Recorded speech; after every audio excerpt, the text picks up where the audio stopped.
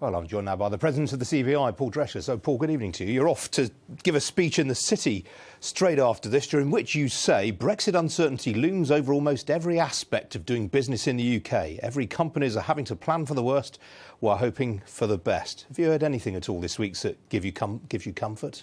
Well, I think there are a number of different things that we have to be focused on at the moment. The number one priority is making sufficient progress with the EU so we can get into discussions about the future. So that's the overriding priority. Significant progress has clearly been made in a number of those areas. There is a final area to sort out.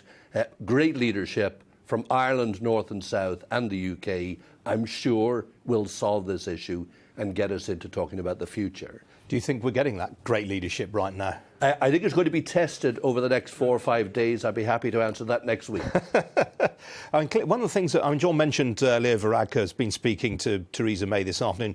Elsewhere, he has said separately it may well be that phase 2 talks, i.e. on trade, has to go into next year. That is not what business wants to hear, is it? Look, I think it is in everybody's interest that we make rapid progress. There has been a lot of talk over the past 12 months, but we still have today 4 million EU citizens who don't know where they stand, going into their second Christmas without an unconditional guarantee about the future. That is just not acceptable. We've had a long period of uncertainty that at this point in time means we're already into companies implementing their contingency plans. We know from research we did about a month ago that about 10% of companies have already started to make decisions around investment and around people that will not favour the UK. By the end of the year, we know that will be an additional 25%. And by the end of March, over 60% of companies that have actually got international interests which will be impacted by this uncertainty will have to put in place contingency plans.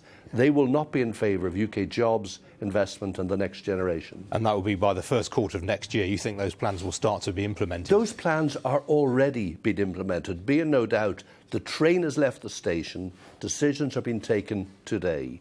Business works 24 hours a day, 7 days a week. We have to take decisions on a continuous basis. And for many of those businesses, the time taken to prepare for what might happen post-March 19 is such that they have to start making those plans and executing those plans today. So every day that's delayed costs everybody right across the whole of Europe in terms of its cost implications. Now, one of the comments, we've heard a lot of what David Davis said today. Another thing that he said during that hearing was that he thought, he hinted today at further regulatory alignment with the EU, specifically for the financial services sector.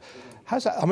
Presumably that's pretty good news for the city. Well, look, the City of London makes a vital contribution to the UK economy. About 11% of our GDP comes from financial services. So it's an incredibly important part of our whole economy. But at this stage in the game, we need to understand the costs and the benefits, the pros and the cons of every decision that we take in relation to Brexit. That's what any good business does for significant decisions, and I expect our cabinet to do the same. One thing though, Paul, a lot of people are going to say, hang on, this is just more shroud waving from the CBI about Brexit. Look, I don't think I would be appearing this evening if I didn't care about this issue. I've had meetings with business people this morning, last week. Every time I meet with business people, the level of concern is rising. The uncertainty is beyond a level that we can tolerate and ignore, and I know decisions have been taken. And the one thing that I guarantee you is in 40 years in business, nobody has ever made announcements about decisions on investments they're not going to make or people they're not going to employ.